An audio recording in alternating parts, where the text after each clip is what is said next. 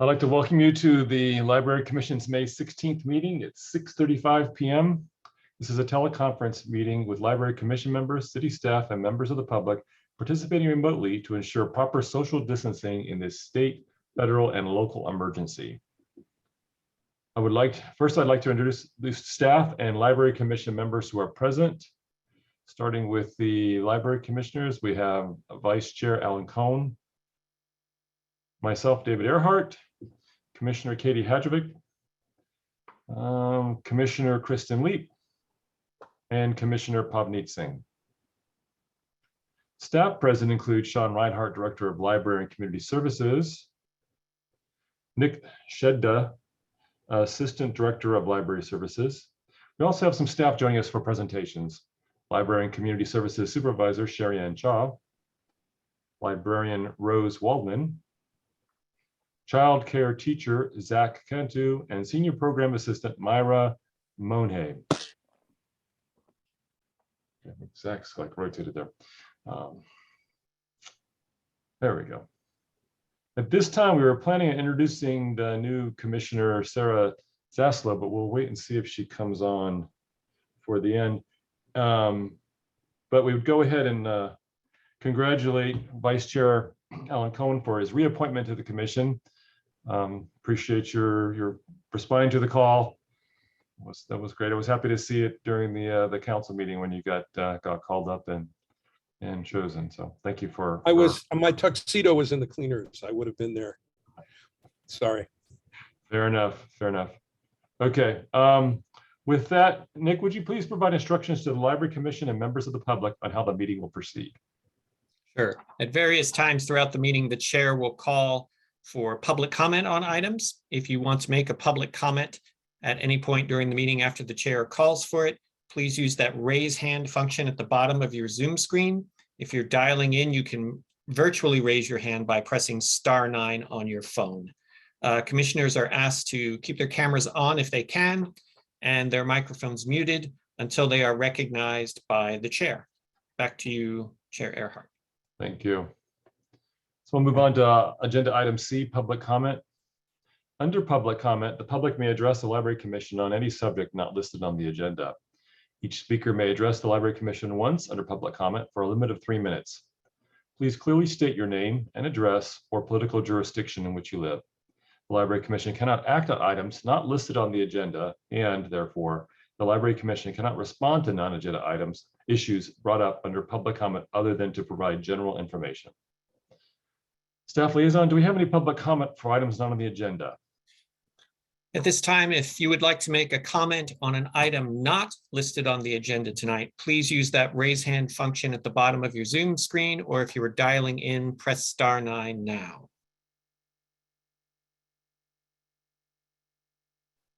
And seeing none, back to you, Chair Earhart. Thank you. Moving on to agenda topics D, presentations and proclamations. We'll cover D1, which is a presentation of the summer education programs, camps. We begin tonight with a presentation on our summer education programs.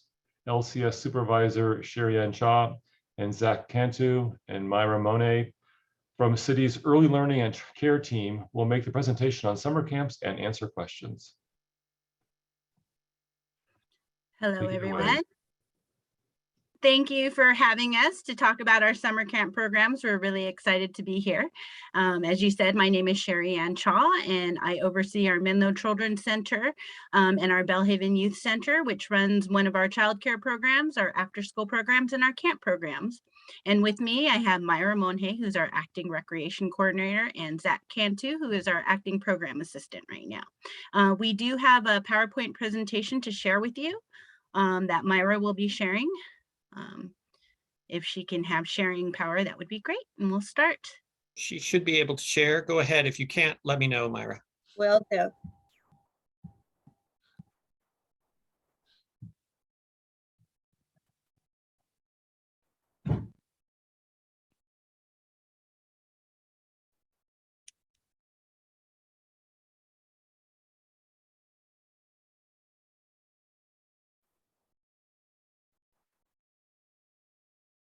Can you guys see this? Yes, you can. Okay. Yeah.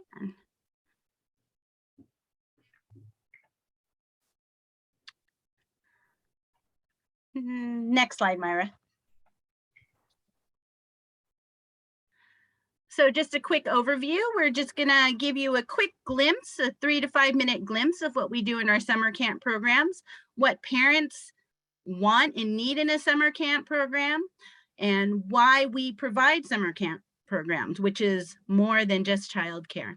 We'll give you an overview of our program descriptions and answer any questions you may have at the end.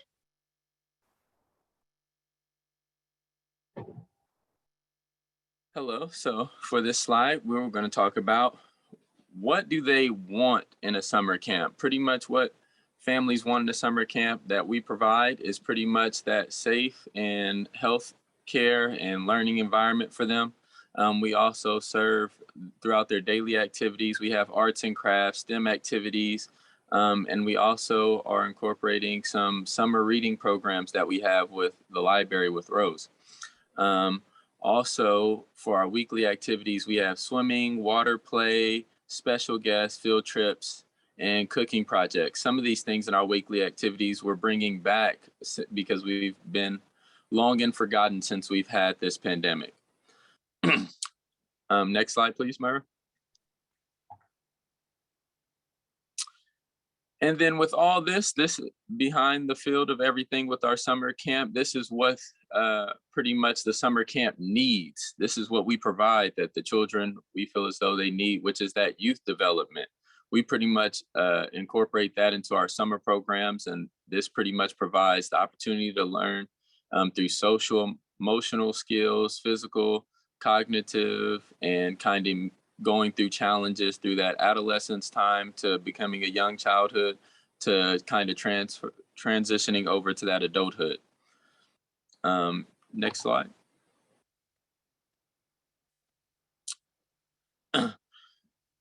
So as for our K through 5th graders, as they grow, we support through their cognitive milestones, their social emotional milestones, and also we touch on some of their physical growth. The way that we do this is pretty much stimulating through STEM activities, problem solving, group activities, group projects, also through social emotional milestones. We touch on learning, having a kind of sense of love through learning, not really thinking of learning as a negative thing of such. We want to bring a positive type of feeling to it. And also with our positivity, with our adult figures and our peers, we want to bring on that community type of feeling, that second home into their lives as a role model, as if they might not have. Also engaging activities, strengthening on the abilities that they have through their social skills and communicating skills. Also, we provide nutrients of snack, and then we also provide lunches for them on Camp Menlo side. We also provide physical activities throughout games and activities. One of our big projects that we have this summer is our Summer Olympics. This is where we gather all camps from all sides, and we pretty much have them in one area, and we pretty much have this huge water play of Summer Olympics. This is where they're active and kind of physical at their most, and it's pretty much a really big community base, and it's pretty much a really big youth development for them. It's a real importance for that. Next slide, Myra. Building on our K through 5th activities where, children are in elementary school, we find a lot of times that middle school children don't have opportunities to grow and expand. There's not a lot of programs for them. So we're really excited to bring back our middle camp program this year, which got put on hiatus because of COVID. And as you know, middle schoolers are trying to navigate that the adolescent years. So cognitively, we just want to engage them in problem solving activities. We're doing things like egg drop contests, if you guys ever did that as a kid. So things that they could kind of get their hands on and figure out how things work. Physically, we're going to do a lot of community service projects. So they're going to be coming out to work with our seniors on the Burgess side campus. We're going to be going to food banks, doing ocean cleanups and whatnot. So, as far as their bodies go, we're going to be doing a lot of work that they're not used to kind of doing on a daily basis. And through that, hopefully they'll realize that their projects and whatnot that build community and that are positive.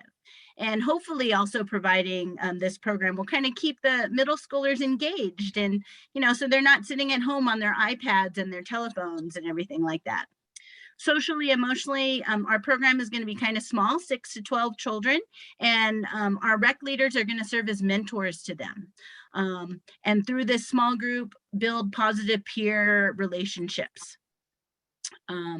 Through participating in the community activities, we're going to build leadership skills and hope to give these youth a sense of how to look towards the future, how they can contribute to society, give them skills to look at things really positively and become active members of society.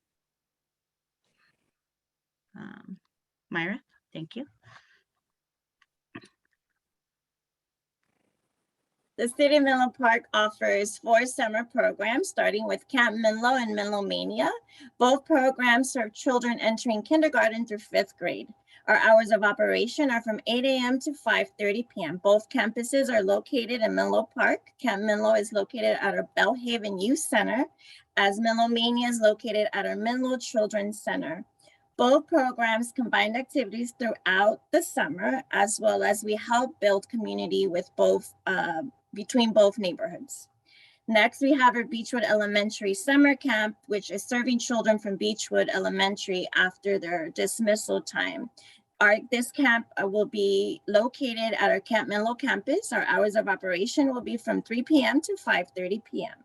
Lastly, we have our middle camp program serving rising 6th through 8th graders, and we will be located at the Bellhaven Library, and our hours of operation for that program will be from 9 a.m. to 4:30 p.m. And thank you to the San Mateo County Enrichment Grant, we were able to expand our programs and reopen Beechwood Elementary Summer Camp as well as Middle Camp since we were not serving for the past 2 years. Lastly, we have our summer camp dates, which our summer camps run for 4 session totals of each session consists of 2 weeks. And with that, every week we have weekly themes, which are samples as Express Yourself, Around the World, Top Chef, we have Tournament Champs, Exploration Time, and one of my favorites is Express Yourself, because this gives the children to be able to express themselves. We get to see their creativity through their arts and crafts that they're able to create in our programs. And this concludes our presentation. If any of you guys have any questions, this is the time. Thank you. Thank you.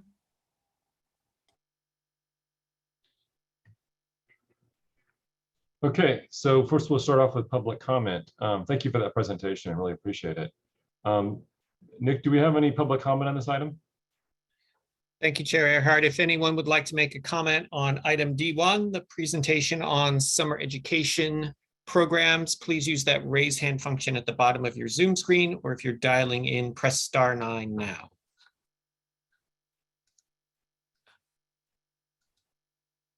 Last call for comment on this item. And seeing none, back to you, Chair Earhart.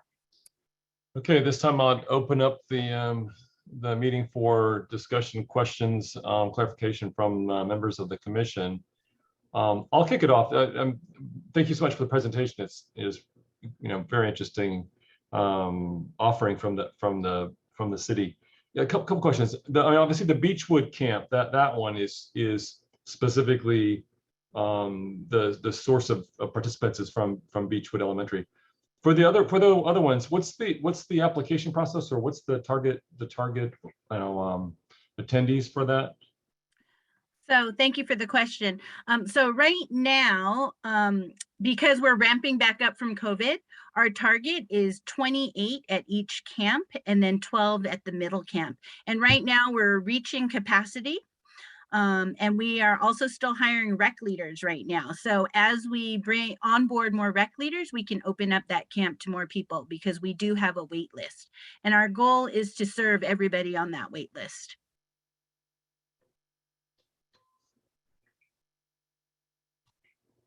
Okay, the second question would be the curriculum itself. Actually, I'm not familiar with what STEAM is. I know what STEM is. I'm not sure what the A is in STEAM. Maybe you clarify that. Great question. So STEAM is science, technology, engineering, and mathematics. And when you add the A, that equals art. Okay, thank you. So apologies for using those acronyms. Thank you. Any other question? Oh, looks like Commissioner Hadrovic has a question. Yeah, I really enjoyed the presentation, and I'm glad that the Library Commission meeting actually can serve as a way for the public to know more about the camp programs. I have two questions. The first is, are you saying that it's actually already been filled, so there aren't any openings right now? So we designated certain spots for K through second and then third through fifth. And we are getting a lot of K through second graders coming. And then almost full for the other grades. So so we're not quite full, but we're pretty close. So for the K through second, we do have a wait list, but our goal is to bring them in. Okay.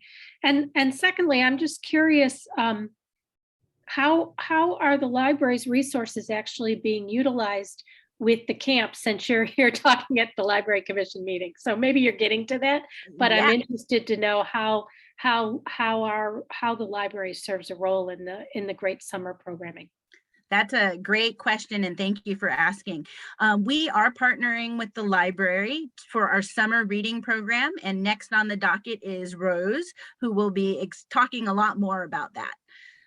But we're really excited to partner with the library. This is our second year doing it, Rose, and it's really great program. And our goal is to help with, so there's not summer learning loss in that program, as well as all the activities that we do as well. Wonderful. Any other questions or discussion from the commission? I just wanted to say my son, who's supposed to be sleeping, is here, and he was a student of Teacher Zach's, and he is a huge fan of the services that the Menlo Park City provides. So really underscore how much appreciation at least my family has for you and my neighborhood. And so I'm really thrilled to see the different programs you have, even if the little guy doesn't sleep on time. Thank you so much. We appreciate that. Any other questions or comments? Okay. Again, thank you so much for that presentation. That's very enriching. So I guess sort of dovetailing with that, we'll move on to the presentation on the summer literacy programs, specifically summer reading. So we have a presentation on those programs. Librarian Rose Waldman will make the presentation on summer reading and answer questions. Thank you very much. Yes, I'm going to go ahead and share my screen. Let's see. I'm going to share this. Hopefully I'm going to do this right. Also, I do have a fan going on in the background. Please let me know if that is problematic for sound reasons, and I will turn it off. Right. Let's see, I do in fact want to do this as a slideshow. There we go. All right. All right. So I am here to speak with you today about the summer reading game and our summer literacy programs at the City of Menlo Park run summer camps and summer preschools. And I've had the good fortune to come and speak to the commission on both of these topics previously, though I don't know if I recognize some faces, but I think that perhaps some of this information is new. So I hopefully will not skim over too much. Please let me know if I do in the questions, and I can always go back over. So why summer reading? As Sherry Ann touched on just now, summer reading is a way to maintain students' learning during the long vacation. Participation in summer reading, it combats summer learning loss, otherwise known as summer slide, which sounds a lot more fun than it is in the fall. And it encourages good reading habits outside of school. So it makes reading not just something you have to do during school time. It makes it fun, it makes it interactive. So that's why libraries host summer reading programs. And our summer reading game this summer is open to all ages. We have 4 different age range challenges. They're called challenges in the platform that we use, which is Beanstack. I'll get to that in a second. And so that readers of all ages can get involved, including grown-ups can read with their kids. They can polish off some of that TBR shelf. Our summer reading game is going to last from June 1st through August 31st. This is the information that you can find on our website, and I'll get into a little more detail here. So Beanstack is the host platform where the actual game takes place. You create an account. These pictures here are the landing page for Beanstack. You can create an account. You can create an account, one account where the whole family can have individual readers, or you can create an account for each individual accounts for everyone. And the idea is to log reading and activities, outdoor activities, other fun activities to tie learning and reading in with summer fun. And as you hit milestones in terms of what you log, you earn little badges, and enough badges, eventually you complete the challenge. The prizes that we're offering this year, we offer an incentive book to everyone who signs up. Also, let me see, I'm going to stop sharing for just a moment because we have these fun logging books as well. Oh, sorry. I'm going to stop my blur for just a moment. Oh no, you can see my home. There are these sticker booklets. These came from Beanstack so that readers can log physically as well as online. So there are both options. And there's fun activities in those books as well. And back to our slideshow, hopefully. Here we go. Technical, nope. I'm gonna vamp for time if I can. All right, here we go. There we go. So we will give out one of these log books and an incentive book at the beginning to get reading with. And then once a reader has reached the threshold for finishing, they get a prize book to finish and entry into one raffle. And if they read even more, they get entered into other raffles as well. And this is for all 4 of the age ranges. In addition to, those age ranges are 0 to 5, 6 to 11, 12 to 18, and adult, just to give you some context there. And we also are bringing back in-person events at the library, very slowly, very gently. We've got events for children. I believe there are 4 Thursday events throughout the summer. They're going to be, and 8 Saturday events. mostly out. The Saturday ones are going to be mostly outdoors. We've got our senior program assistant, John Weaver, is bringing in, oh gosh, there are wild animal encounters. There's some storytelling, there's some puppetry, there's some taiko drumming. It's very exciting. And we also have a series of events, eight events over the course of the summer for teens. All of these events, we have events both at Main Library and at Bellhaven Branch Library. And my colleague Priscilla, who is our teen librarian, she's been putting together wonderful events to get our teens into the library and involved, because that's really what we want from summer reading for teenagers, is to get them in the library, get them interacting with each other, get them interacting with us. Also, speaking of Priscilla, she's been doing wonderful outreach. We've been using this as an opportunity to springboard our community involvement with going out into schools. This is something that we weren't really able to do last year as much, certainly weren't able to do the year before, but we're reforging those connections with schools, and we've already got school kids. I had a really wonderful example the other day of a couple of school kids who dragged their mother to the library. They'd never been to the library before, but they dragged her in and said, we have to sign up for the summer reading game, and also can we get library cards? So I went downstairs and said, Priscilla, whatever you're doing, keep doing it. All right, and then you can find out more about our public summer reading program at www.menlopark.org/summer reading. And moving on to, come on, advance. All right, moving on to summer literacy in the camps and schools.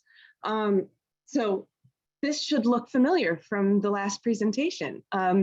There are 2 summer camps for 2-week sessions, Camp Menlo and Menlo Mania. Each has 2 age ranges, K through 2 and 3 through 5.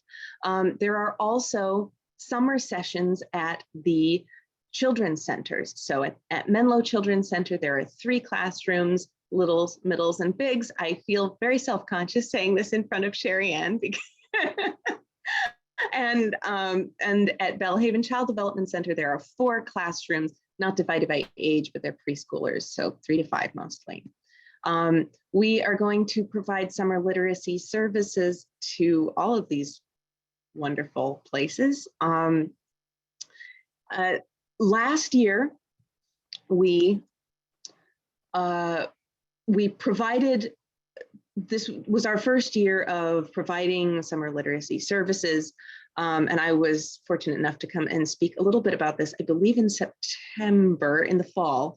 So I don't want to go over that too much, but if anyone has questions, please do ask. What we are keeping from last year includes, we are bringing into all of these classrooms a classroom-friendly version of our summer reading game.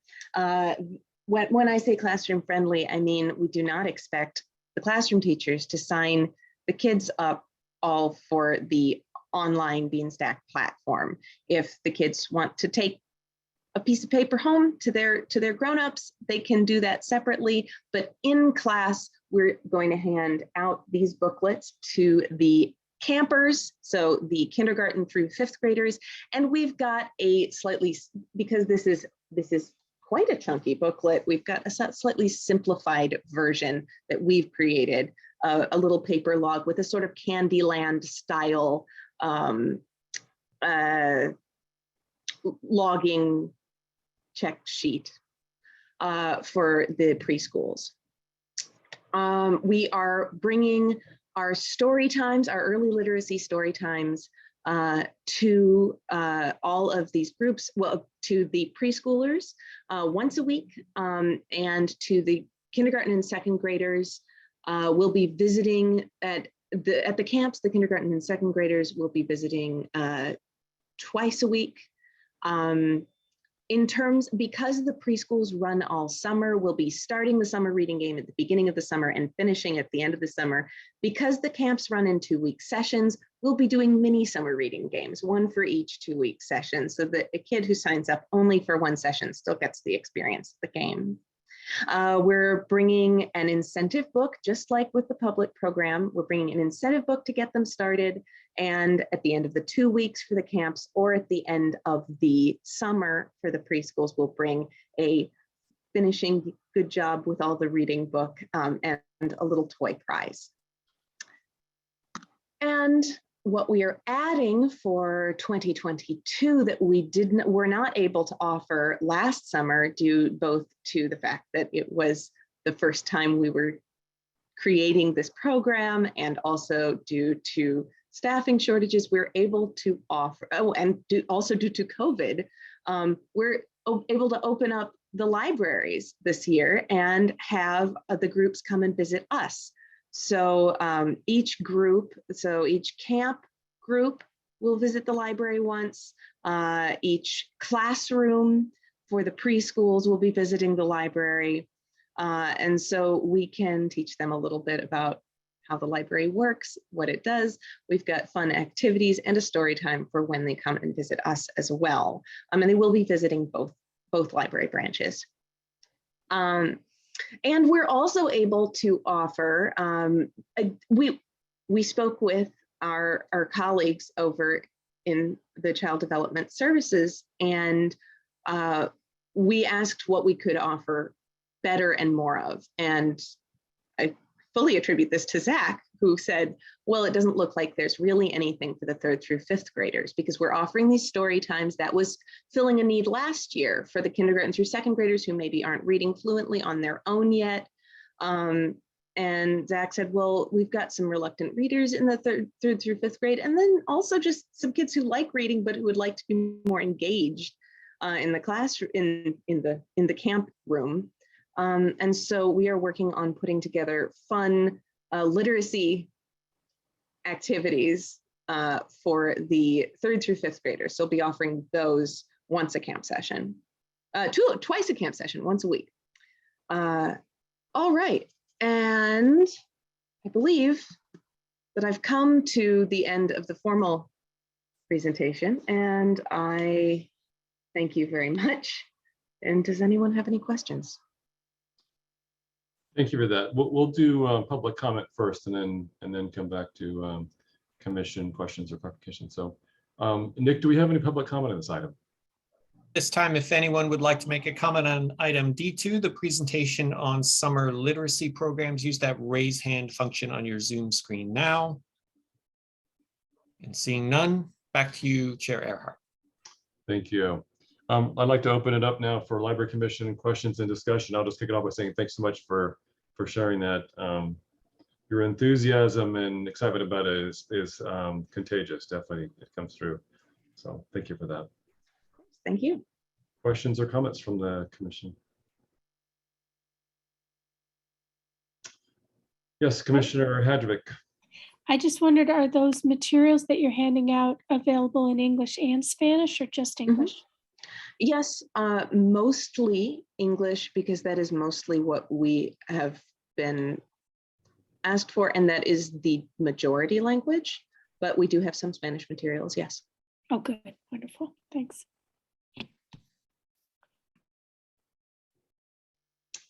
Anything else?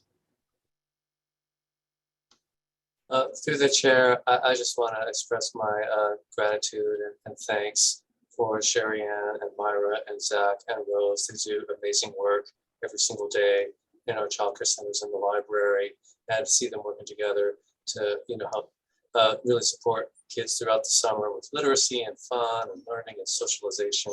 It's just awesome to see, especially this year as we're kind of able to do more things in person. So hats off to you all. Thanks very much for the time tonight.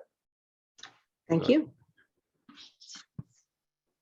Okay, we'll move on to the final top D3, which sorry for my tardiness earlier today, will be a discussion and review of the draft letters to the library affiliates groups that we discussed in April at our meeting. So,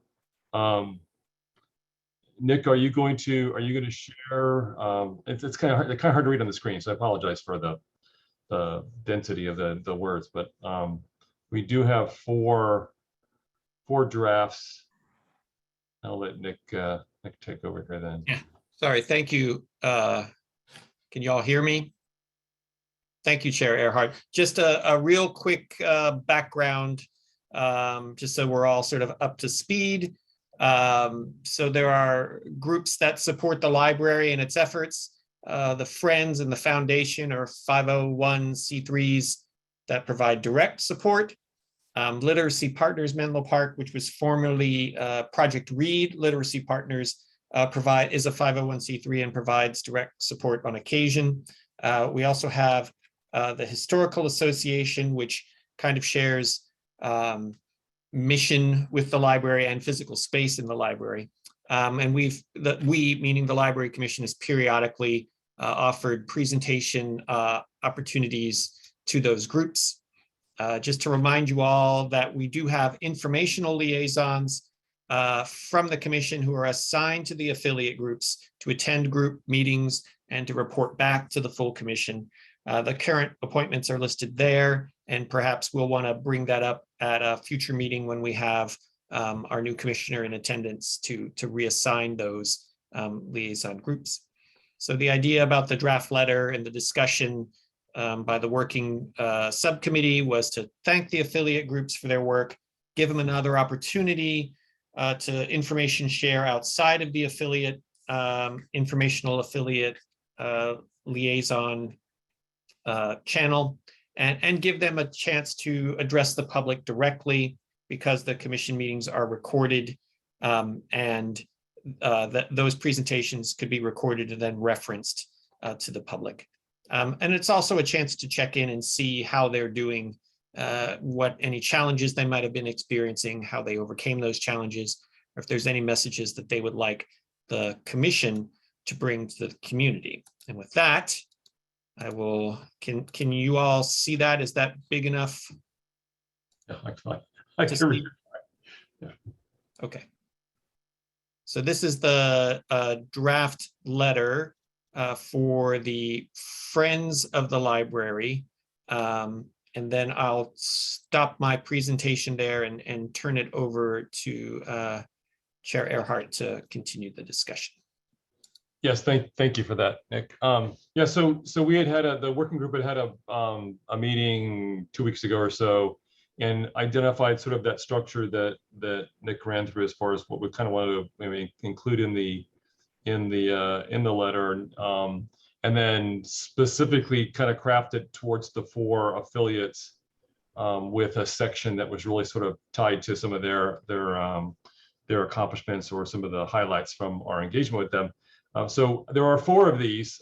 This is the Friends of the Menlo Park Library version of this. Hopefully I've got the cut and paste well. So pretty much 90% of the letters are identical across the 4, with the substitutions hopefully done correctly as far as the affiliate.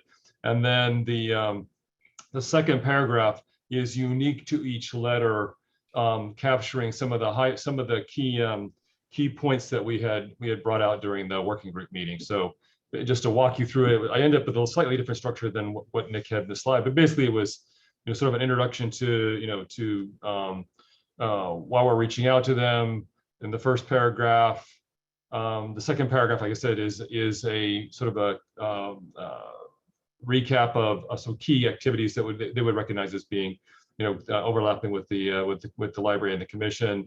And then this idea of, hey, what we out of the COVID situation, we have realized that video meetings have generated this permanent recording that can be archived and, as Nick mentioned, reference back. So we sort of pivot then, and given that, then offer the affiliate time on a future agenda of their choice, if they wanted to share information for library community interest. And you specifically comment, it's not a report out there, there's no formal presentation required, nor do they have to take advantage of the offer, but that if they do want to make use of it, to reach out to Nick at least 2 weeks prior to our scheduled meeting so that we can bring that into the agenda appropriately so we can position it, correctly and make sure that we've got space for it.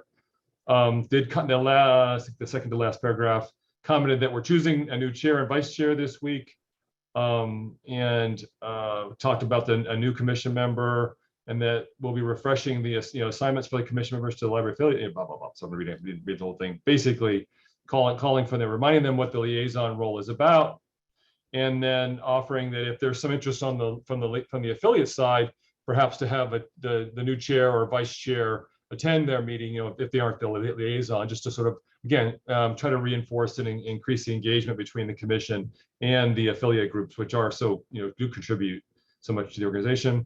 Kind of close with thanks for helping everybody out and look forward to hearing them. So this was the idea. It could probably be worded a whole lot better than I've done here. But like I said, it's just, you got sort of a sense of it. So I'd like to get it out fairly soon, just so that, we can, so that this week is somewhat true in terms of the timing. Since we're going to email it, pretty much once we've agreed on sort of the language and gotten the wrapper around it in terms of the salutation who's going to go to and how we're going to close it out with this particular name, then I'd like to propose that we go forward with this. So questions, comments? I know some of you hadn't had a chance to see it yet, and it's probably unfair to have you try to digest it on the fly like this. So I know I did get some feedback from Commissioner Hedgevic this earlier, and from Nick about some cut and paste snafus I had. I think I've corrected those in an updated versions of those. Yeah, I was on the subcommittee, so we had a meeting where we just discussed it, and then David came up with this draft based on our discussions. I think it's a great letter. It covers all the ground that we talked about in prior commission meetings and in the subcommittee. I think that it is not in any way pushing any burden on any of those players, but letting them know that we're a vehicle for them to come to the public, and also that we are interested in what they do and we appreciate them. So I think that, sure, it could be worded a million different ways, but I think the way you did word it was great. And I have no problem giving it my stamp of approval and having it go out the way it is. I really think it's a great letter, and I wish we had actually done it in years past. So I'm glad to see this as something that maybe even could become an annual or every couple of years, a letter to those groups. Thank you. And let me just pause for a second. Nick, I know we kind of had to talk through it. I guess we should pause specifically for public comment since it is in the on the agenda right now. I can have you call for public comment. Good point. If at this point any member of the public would like to make a comment on this item D3, the draft letter to the library affiliate groups, go ahead and use that raise hand function at the bottom of the Zoom screen now. And seeing no comment, back to you. All right, thank you. So other comments. A couple of things we can do. We can make sure everyone has copies of it before we go forward, because like I said, most of the commission members didn't see it before just now. So if we could get some feedback like in the next day or so, then Nick and I can work to get it sort of bundled up, and then I don't know if we're going to send it out through a Menlo Park gov email, or I can do it from my personal email. It doesn't really matter to me, but I would really like to get it out this week, just so we get it behind us and can start moving forward. It's like Well, Commissioner can Singh we has a make a question. Yeah, I mean, why don't motion you just approve send it out, put a deadline on it, and everyone will respond back. Well, wait a minute. We can't circulate those letters among the commission. I don't think that's what he I was meant. going to ask Nick to push it out and collect the feedback if possible. Have the staff do that, so we avoid the Brown Act. The working group allowed us to stay below the threshold for triggering Brown Act communication. So at this point, So Nick, you can send it out to all of us to gather any feedback from any particular individual, then have that go back to the subcommittee or go back to David? Didn't this just get presented in a public meeting to us? Well, So you how haven't does the seen all Brown Act four of the actually apply? Well, I think, if I could, I think what I'm hearing is, a wish to avoid what's called a serial meeting, where, commissioners are kind of interacting about commission business outside of the context of a meeting. So I think the proposed solution here would be, well, since you've seen the letter here, it's in the public record here. If there are little tweaks that individual commissioners would like that don't, really substantively change it, that's if the commission can kind of agree by general consensus that, hey, little changes are fine. We empower staff and the chair to kind of, incorporate any minor revisions that individual commissioners may send in, and to have the judgment that, hey, if it's like something big is sort of a substantive change is recommended, then it would come back to the commission. But I think what I'm hearing the chair indicate is, a desire to try to get this letter issued soon rather than waiting another month. So, but staff can absolutely, distribute the material and collect feedback. And again, as long as it doesn't really substantively change the letter, you can go ahead and issue it with kind of advanced consensus by the commission that the chair is empowered to do that. Thank you, Sean. I have a question about that. I mean, I don't mind. I think that that's fine to do. From my understanding and from looking at them, I think I have it straight. We actually have 4 letters going out, each of them slightly different because they addressed contributions to from each group. So they're all a slight variant on the main theme, where we just changed the name of the organization and then a couple things that they've done. But I'm just wondering, like, as a member of the subcommittee, I read all of them.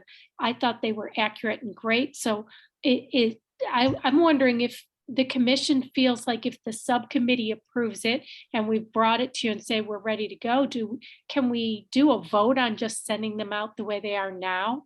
Or does the whole commission want to, is it better for everybody on the commission to read each of the 4 letters individually and then send them out? Does what I'm saying make sense? It does. Commissioner Leap wants to comment. So we'll get this discussion, and then I think, yeah, we'll make a decision about how to go forward. Thank you, Commissioner Hedman. Yes. We're having some problems hearing you. I think you're Commissioner Lee. muted. No, you're not muted. You're just very quiet. Okay. We're still having some problems hearing you. I'm sorry.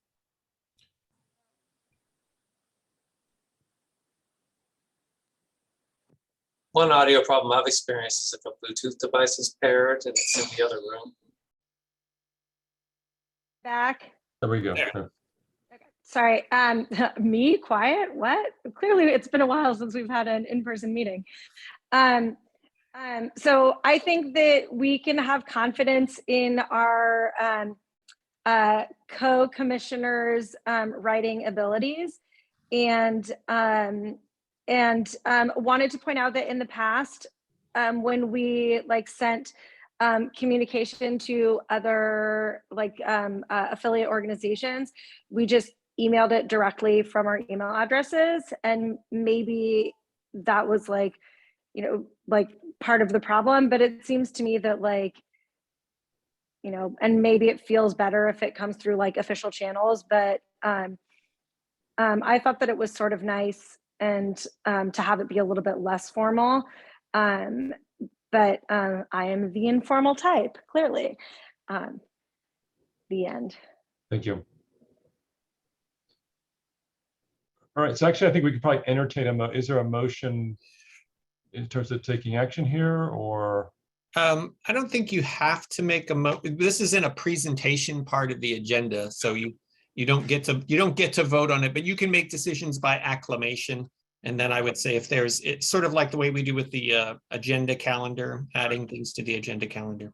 So if there's general agreement among the commission to do what Commissioner Hadrovich suggested, which was rely on the subcommittee to send those out and make any tweaks if necessary. That would be fine. I'm happy to proceed under that basis. We will definitely send it out to the rest of the commission so they have a chance to see it. But if we the commission's comfortable with the subset of us making that final decision, I think that would be fine to go forward. Yep, we can BCC the commission as well when we send them out. All right. When a letter goes out to an outside group and it's going out with David signing it as the chair, then it's not a violation of anything to have it go out either maybe through you, Nick, or through David's private email. And then We BCC you so that you can't respond to all and the rest of it. Basically. right. Okay, but it's fine for us all to have gotten a copy. Yes. Great. Okay. So Nick, I will close with you on the names and the rest of the things to make sure I get all that clear. I think I have you give me some of them, but I want to make sure I get the right ones on there in terms of that. And Will we'll do. get it pushed out the next year. So wonderful. Well, thank you for that. Sorry it took so long. I got bogged down in some CEO presentations last week, so didn't get it done as quickly as I had wanted to. So Thanks okay. again, David. Really, it was a great letter. Thank you. Thank you. Thanks for the quick feedback today too, Katie, on that. I appreciate it. Okay, so we're going to close out the section D of the agenda and move on to section E, regular business. Under regular business, the Library Commission considers recommendations from city staff on policy matters or administrative actions that require Library Commission approval. The first one's going to be E1, which is approval of the minutes from the April 18th, 2022 meeting of the Library Commission. First, we'll ask, are there any clarifying questions from the commission before taking public comment?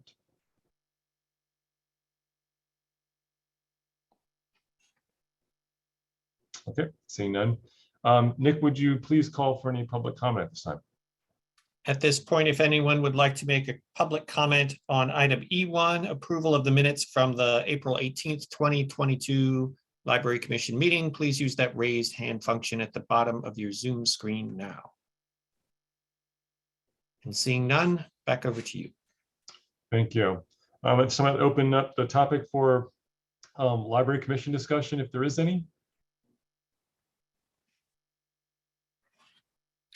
I'd make a motion to just approve them as written. Do I have a second for this stated motion? Happy to second that. Nick, will you please state the motion? The motion is to approve the minutes from the April 18th, 2022 meeting of the Library Commission, and I'll do a roll call vote. Commissioner Leap, how do you vote? Signaling thumbs up in approval. Commissioner Hadrovich, how do you vote? I voted to approve. Commissioner Singh, how do you vote? I vote in favor. Vice Chair Cohen, how do you vote? Approve. And Chair Earhart, how do you vote? Approve.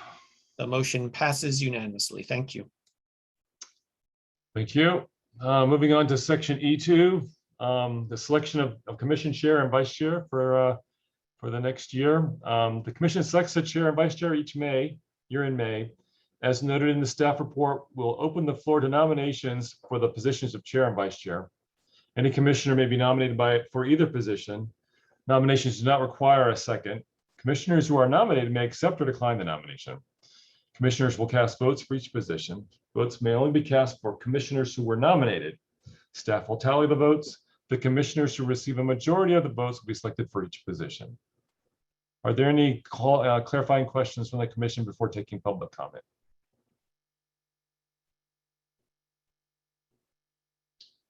Seeing none. Nick, do we have any public comment on this item? If anyone would like to make a comment on item E2, the selection of the commission chair and vice chair, please use that raise hand function at the bottom of your Zoom screen now. Last call for comment. There aren't any attendees, but I must call for comment anyway. Seeing no comment. We had one earlier. We had one, that's true. We had one. Okay, so I opened up the topic for a library commission discussion. Then we will open it up for nominations. So if there's no discussion, we'll go straight to the nominations. So any general discussion about the topic?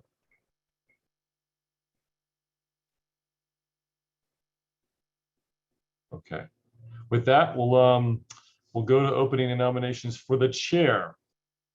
Do I hear any nominations for chair?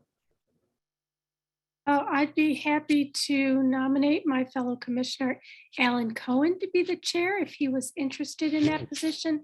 Alan has served on the commission for as long as I have, which I believe is 4 years now. And I I've was always- 22, I think, when I first joined. yeah. Jet black hair. I was a We foot both and a half looked a lot taller. younger then. At don't any know rate, what- I happened?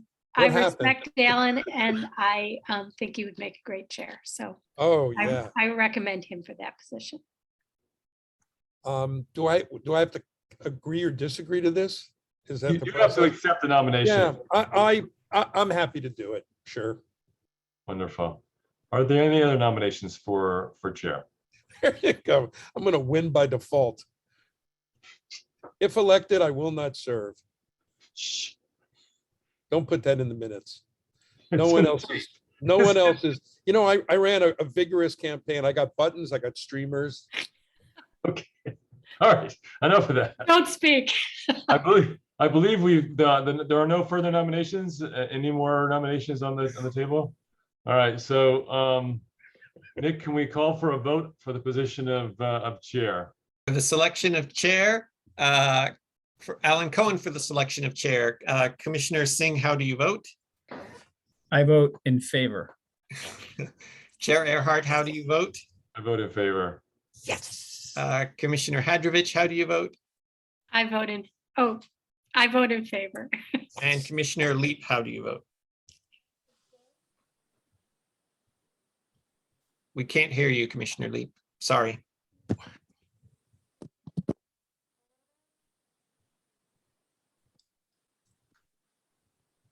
Hello? We'll even accept a gesture. Choose carefully. I think Commissioner Leap might be having some technical Yeah, I think so. difficulties. Hmm. But the majority is in favor, and so Vice Chair Cohen is now Chair-elect Cohen. Congratulations. Thank you so much. Thank you. Thank you. All right, at this time, we'll open up nominations for vice chair. Well, in the spirit of making all the nominations, I also would love to invite Commissioner Singh to consider being our vice chair. I know you're fairly new to the commission. I actually served as the chair, I think, in my second year on the commission. And I think that the best way to learn about this stuff is to do it. And you certainly have been an engaged and active participant in our commission discussion. So I think you would do a great job if you were interested. I mean, in principle, I'm very interested. I'm curious from the workload level. How does it work? I haven't actually understood Rigorous. that element of it. It's rigorous. It's homework. robust. A lot of homework. You know, Just- I have been the chair for 2 years. Obviously, David could speak on it as having been the chair as well, and Alan was the vice chair. Generally, the main thing, my understanding of the vice chair is that if the chair is not available, you would run the meeting. Got it. And that's pretty much the sole major responsibility of the vice chair. At That's this point. it. All right. So You could be my Kamala.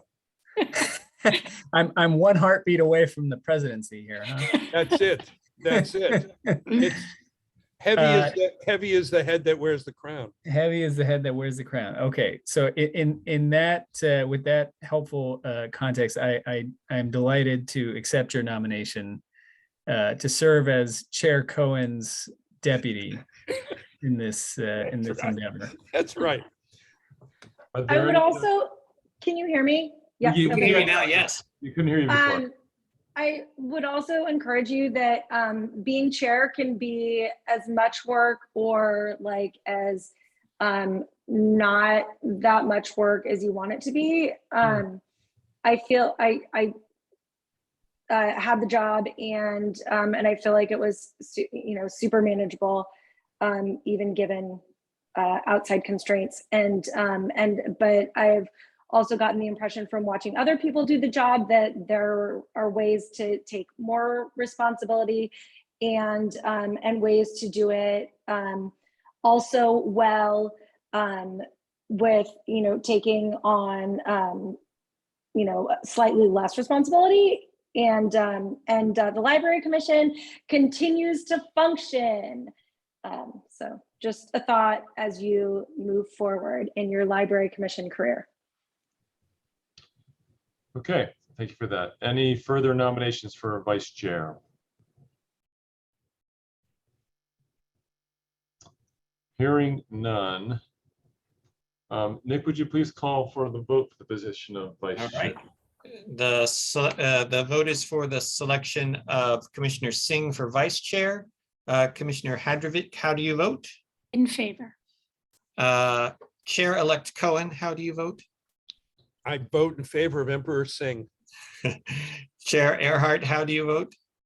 I vote in favor. And Commissioner Leap, how do you vote? In favor. Great, thank you. The selection of Commissioner Singh as vice chair passes unanimously. Thank you. All right, the dream team has been assembled. There you go. Thank you. So we'll after the call, we'll start planning our coup. I'll Thank you sleep both soundly- for I'll your sleep willingness soundly to at night serve. now with the burden lifted off of me, so. Yeah, that's right. This is the cheeriest I've seen you at a meeting. David, I'm telling you. You made my camera cover fall down. This is, I have all sorts of magical powers. Just watch. Okay, all right. It looks like we still don't have Sarah on tonight, so we were going, the next topic was going to be onboarding new commissioners. So I guess what's the suggestion there, staff, in terms of? We can, I sent the draft of this report to Commissioner Zaslow. It may be that she just didn't get through the onboarding process with the city clerk, Okay. which there is some training and swearing of oaths and other things that need to get done. So the only part that you may want to bring up again at the next meeting is assigning a mentor if you thought that would be useful, or if she thought that would be useful to have sort of a buddy to sort of walk her through how things go. But Okay. other than that, it's the same report that I wrote last year with some updated links. Okay, so I'll back up and restart section F then, and we'll just, okay, thank you. So we're moving on to section F, informational items in the agenda this evening. Informational items are transmitted to the Library Commission in staff's effort to provide an update on matters of importance to the commission. Informational items are not action items, however, a commissioner, city staff member, or member of the public may request to make a comment or ask a question on any of the informational items. The first item for tonight was the onboarding of the new commissioner. I will call for any public comment, Nick, if there is any on this topic. Sure. Sorry about that. At this point, if anyone would like to make a comment on item F1, onboarding new commissioners, please use that raise hand function at the bottom of your Zoom screen now. And seeing none, back to you. Thank you. As Nick mentioned, he did pull together kind of a nice informational package that he sent to Commissioner Zaslow 2 or 3 weeks ago. It was right after she was selected. I guess I'm going to recommend, Alan, that maybe you and I can reach out to her and see if she's interested in it. I'd be happy to do the same sort of onboarding thing I've done with the last 2 or 3 commissioners. Yeah, why don't, if you wouldn't mind, that'd be great. No, I'm happy. And if your calendar, if your calendar gets jammed, I'm coming back from DC on Thursday. Okay. So Well, I'll be- it's more a function of when she responds to, and sometimes new commissioners don't avail themselves of the opportunity. I'll go ahead and follow up with her then. Thank you. So we'll close out that topic. Moving on to the Library Commission agenda calendar. Nick, do we have any public comment on this item? At this time, if anyone would like to make a comment on item F2, the Library Commission agenda calendar, tentative agenda schedule, please use that raise hand function on your Zoom screen now. If And you're calling on your phone, press *9. that's correct. And seeing none, back to you, Chair Earhart. Thank you. Are there any questions or comments from commissioners on the agenda? I think the big thing, and again, Alan, this is an area where we probably need to do a little bit of sharing there, is the next meeting will be at a PRC date, not the Parks and Rec Commission date, not a library commission date. Oh, okay. Just a heads up there. And so, Nick, are we going to have a joint planning session with the new chair for the PRC, but prior to the 22nd meeting? Yes, I think that would be advisable. Of course, they haven't, the PRC meets next week, next Wednesday, and they haven't selected a chair and vice chair yet. They'll be doing that as well. So once we get those folks, their chair and vice chair selected, we'll try to pull everybody together and have at least a planning meeting. So both commission chairs can kind of talk over what staff sort of see happening at this joint meeting. Okay, sounds good. Well, maybe I could take this opportunity, since we're talking about it, to give a little bit of a preview of what staff kind of thinks that session might go like. We have arranged for the architects to do a presentation on the building's sustainability features. So the solar panels, the microgrid, all of those things. And then also to do just another kind of quick walkthrough of the building, a virtual walkthrough, if you will, just to kind of reorient everyone to here are the various spaces, here's the furnishings. We anticipate interest by some members of the public to attend this meeting. So there'll be a little bit of that sort of basic introductory content. We are planning to put a community survey out in the field in June to primarily to focus on recreation and aquatics programs, but we'll ask a few questions about like education and literacy programs as well. And we may have some preliminary results from that to share at the June 22nd meeting. And then I think the rest of the meeting would really want to focus on programming the new facility. Here are some of the types of programs that we're hearing people want. Here are the type of services and so forth, and to engage some commission discussion about those things. So that's kind of the outline right now. Right. Okay. Okay, that's helpful. If you don't know, former chair David Thomas is now on the planning commission, so he moved up to a very much more involved commission. Although I think the PRC was probably pretty involved as well. But so we're looking forward to meeting the new chair and vice chair for the PRC. All right, do you want to put the calendar back up again, please, Nick? Sure.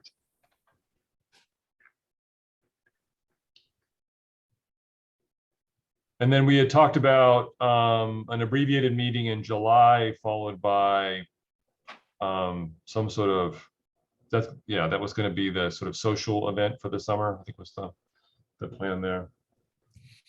Okay.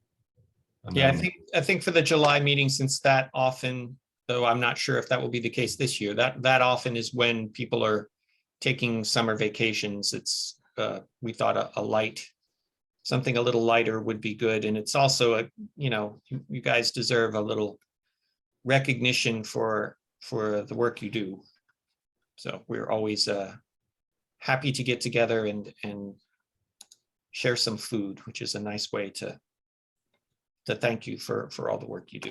Staff would like to take you to dinner on There you July go. 18th. There you go. nice. Thank you. Okay.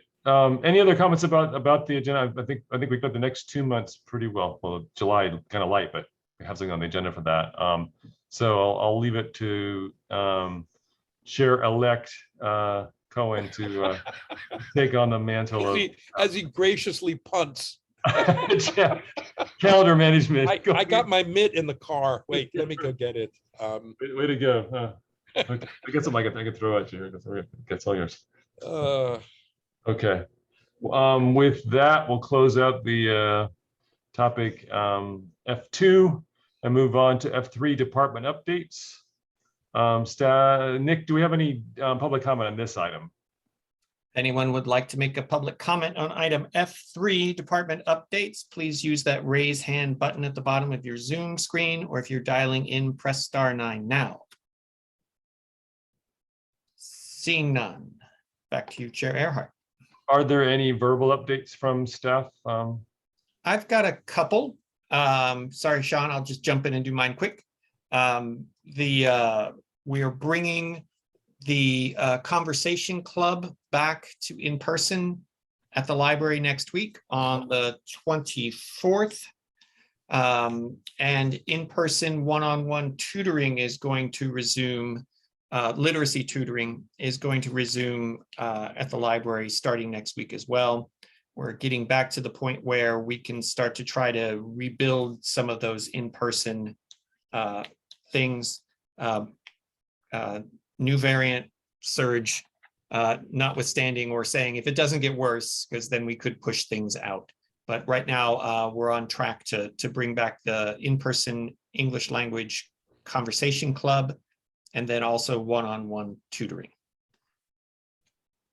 Wonderful. Yes, thanks, Nick. And then just one other thing to add, just to give the commission a heads up that the city council will be receiving another informational update about the Menlo Park Community Campus project for Tuesday night's city council meeting. So that report should be published on Thursday, so a couple days from now.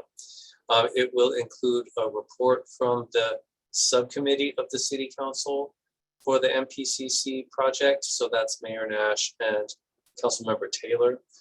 They have convened as part of their subcommittee work a working group of a number of Bellhaven residents. And they've been working with them for the past few months to talk through sort of needs, hopes, dreams, suggestions, ideas, concerns about the new project. And so that's going to be in the report.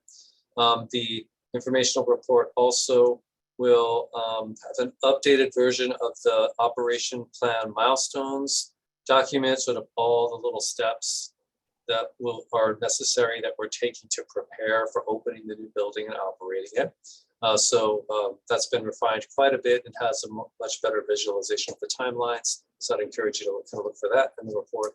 And then the final bit will be a draft of a community survey to assess or to analyze and get community input about recreation programs, aquatics programs, and programs in the new MPCC facility.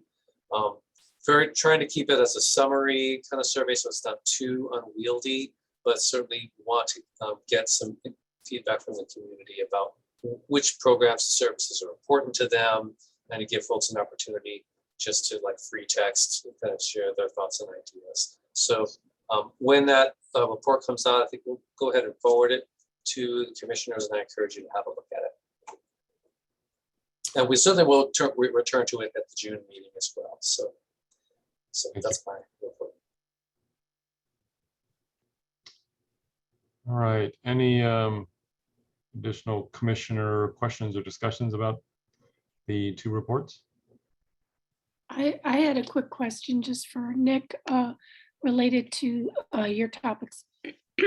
You said they're coming back in person. Is there a desire by any of those participants or an opportunity for them to continue in virtual conversation clubs and one-on-one learning? Yes, there is an opportunity, and we've been experimenting with some hybrid kind of in-person and virtual things. We were experimenting with that with adult story time. So there's the possibility of doing that, continuing to do it remotely as well. We'll probably need to work through a few kinks to get it done. Most of the participants in the one-on-one tutoring did not want to or couldn't take advantage of remote one-on-one tutoring. Some of it was a sort of a needing to improve their sort of technology literacy. Sometimes it was a question of access. Sometimes it was, I think we shut down the program and then people went their separate ways during the pandemic. So we're starting to build it back again. So it'll probably be starting slow, and then as word gets out and we onboard bring our longtime tutors back and then try to recruit some more tutors, we'll begin growing it again. Yeah, I was wondering about especially Conversation Club, thinking that I would imagine in person, maybe there's a fair amount of people still wearing masks, and when you're trying to improve a language, I would think it might actually be better to be virtual, where you can see the lips moving and you know, make out the sounds of the words a little better. So I was just curious if those people liked the convenience of just being able to log on and have that great programming or not. Yeah, I'm sure there are some people who do, and we'll, as we do with all of our programs, we'll continually assess it. If we start in-person Conversation Club and nobody shows up, then we'll know that maybe we don't need to offer that for a while. I would absolutely change the name then. And we'll go, yeah, it's not so much a club then, yeah. It's not so much a club. I Yeah. believe it's a lot of non-involvement club. Exactly. Like no one showed up club. I belonged to one of those in elementary school. We'll talk about it. We can make that adjustment. Okay, moving on. We'll move to item G, Commissioner reports. At this time, are there any reports from Library Commission members since the last meeting?